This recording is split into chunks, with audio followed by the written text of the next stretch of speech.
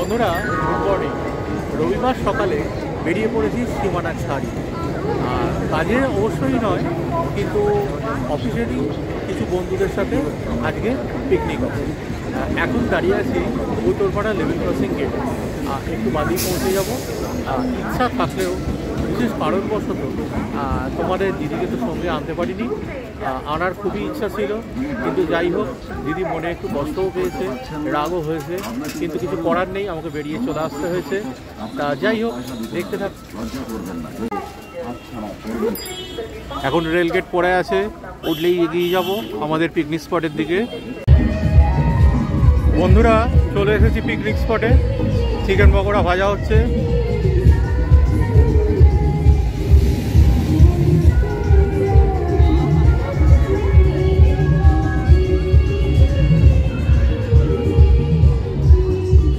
চূড়ান্তভাবে জমে উঠেছে পিকনিক।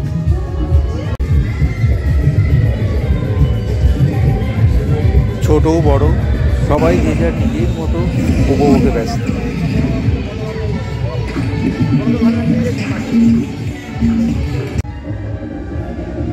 তোমরা দেখছো শান্তিবন আশ্রমে মা তারার মূর্তি। পিকনিক স্পট অ্যাকচুয়ালি শান্তিবন আশ্রমের মধ্যেই। এখানে সুন্দর মা তারার মন্দির এবং আশেপাশে অন্যান্য আরও মন্দির আছে।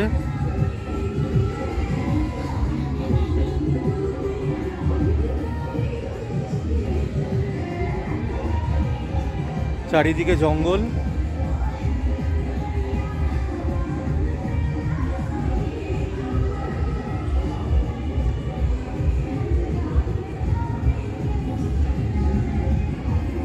এখানে বামদেবের মন্দির।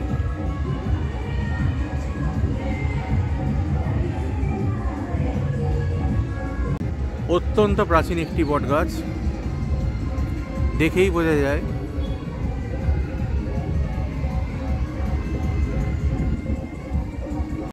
এখানে একদম গ্রাম্য পরিবেশ।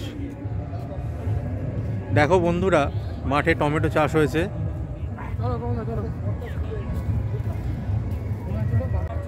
এখানে তাল গাছ।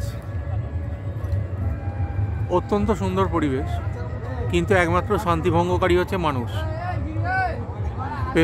ব্যাকগ্রাউন্ডে মাইকের আওয়াজ, বক্সের আওয়াজ এসব শুনতেই পাচ্ছ। যদি এগুলো না থেকে একটু পাখির ডাকের শব্দ থাকতো, তাহলে কত ভালো হতে পারতো এখানটা। কিন্তু মাটিতে ওটা কি কি ভয়ঙ্কর সাইজ।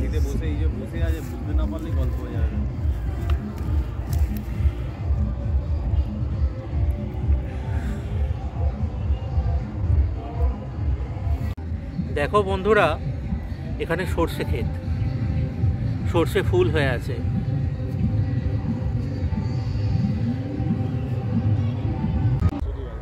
বন্ধুরা দেখো, এখানে বাঁধাকপি, ফুলকপি সমস্ত চাষ হয়েছে।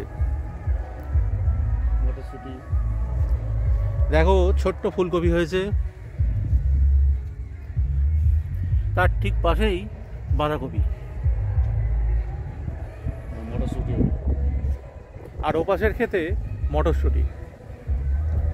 আমার সঙ্গে এখন আছে গোপালদা আর রাজকুমার দা। গোপালদা, কেমন লাগছে? ফাইন। এখানে দেখো মটরশুঁটির ক্ষেত, ছোট্ট গাছে একটা মটরশুঁটি হয়েছে। এ দেখো, এখানে মূলো। আসলে শহরে থেকে থেকে আমরা তো সব দেখার সুযোগই পাই না, ওই জন্যই বছরের মধ্যে একাধ দিন একটু এদিক ওদিক যেতে হয়।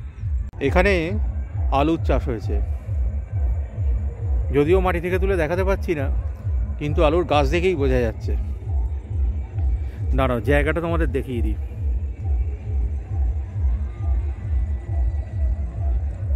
পুরোপুরি গ্রাম্য পরিবেশ। সূর্য যদিও প্রায় মাথার ওপরে, কিন্তু তাপমাত্রা বোঝা যাচ্ছে না। এই দেখো, এখানে ওলকপি, সব রকম ফসলেরই চাষ হয়েছে।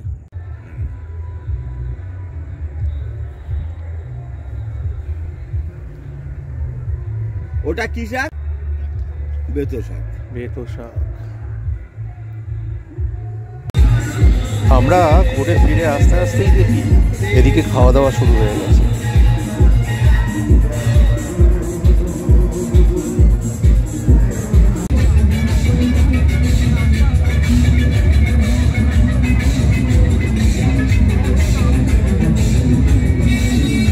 পরিচয় করিয়ে দিই শঙ্করদার সাথে, যার উদ্যোগ ছাড়া আজকে এই অনুষ্ঠান কিন্তু কোনোভাবেই সম্ভব ছিল না। পাশের পিকনিক স্পটেও সবাই মেতে উঠেছে আনন্দ।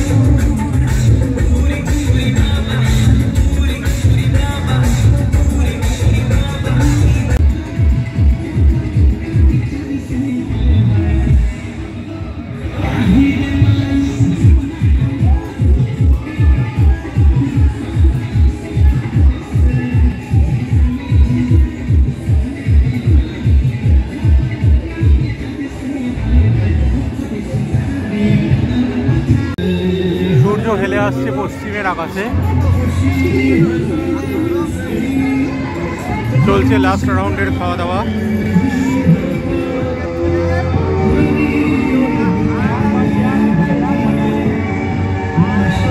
অনেকেই এখনো চাইছে দিনটাকে ভালো করে উপভোগ করে নিতে। আর কিছুক্ষণ বাদেই আমাদের ঘরে ফেরার পালা। বন্ধুরা, তো আজকে সকাল থেকে তোমাদের ব্লগে তো আসতেই পারিনি, এই এখন বিকেল, তাই এখন আসলাম। আর তোমাদের দাদার সাথে তো কথা হয়েছেই আশা করি। যাই হোক, তোমাদের দাদা তো আজকে গেছিলো পিকনিকে, তোমরা ব্লগে দেখতেই পারবে, তোমাদের দাদা থেকে শুনেওছো। তো ভাবলাম মানে একটু রাগ তো হয়েছে অবশ্যই, যেতে পারিনি বলে। দেখা যাক, পরে নিশ্চয়ই যাব কোনো একদিন, এখন আর যাওয়া হয়নি। তা তোমাদের দাদাভাই দেখো এখন চলে এসছে, দেখাচ্ছি তোমাদের। এই দেখো ফ্রেন্ডস, বাড়িতে চলে এসেছি। তোমাদের দিদি বললেও সকাল থেকে ব্লগে আসতে পারিনি। কেন আসতে পারিনি সেটা আর বলছে না, কারণ রেগে ঘাটটা প্রচণ্ড রকমের শক্ত করেছিল। আর একটাই এক্সপ্রেশন ছিল, সেটা হচ্ছে রাগ। তা আমি বাড়ি আসার পর রাগটা দেখলাম একটু কমেছে না, সবটাই কমে গেছে। তা এখন ওই জন্য ব্লগে এলাম। আর তোমাদের দাদাভাই আমার জন্য কি নিয়ে এসছে দেখো, তোমাদের দাদাভাই দেখাও। আচ্ছা, এই হচ্ছে কোল্ড ড্রিঙ্কস, যেটা অর্ধেকটা খাওয়া হয়ে গেছে। এই হচ্ছে লাড্ডু, তোমাদের দিদি খেতে খুব ভালোবাসে, এখন খেয়ে অলরেডি একটা খাওয়া হয়ে গেছে। আর হচ্ছে গাটিয়া, এটাও তোমাদের দিদি খেতে খুব ভালোবাসে। আর একটা জিনিস আছে যেটা রাত্রে ডিনার আইটেম, গাজরের হালুয়া। সেটা আর এখানে দেখালাম না, সেটা ডাইনিংয়ে রাখা আছে। তোমাদের দাদাভাই তো দেখিয়ে দিল, তো কিছু করার নেই, চলো তো এগুলো খেয়ে দিই, বাকি যে কটা আছে খেয়ে একদম শেষ করে দিই। হ্যাঁ, ব্লগে যারা দেখছে তারা হয়তো ভাবছো যে খেতে পারে, চেহারা দেখে মনে হয় না। সত্যি তাই, চেহারা দেখে মনে হয় না, খেয়ে আমাদের হজমও হয়ে যায়। তোমাদের দাদাভাই অনেক এখন রোগা হয়ে গেছে, মানে খেয়ে এখন আর গায়ে লাগছে না।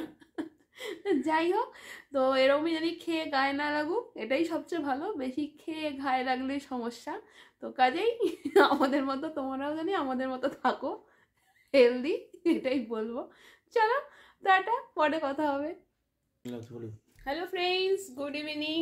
সন্ধ্যেবেলায় চলে এসেছি, একদম পুজো কমপ্লিট হলো, নিচে কিছু কাজ ছিল সেগুলো হলো। তারপর বিকেলের স্ন্যাক্সের মধ্যে আজকে ওই তোমার দাদাভাই গাটিয়া এনেছিল, যখন এনেছে তখনই খাওয়া শুরু করে দিয়েছি।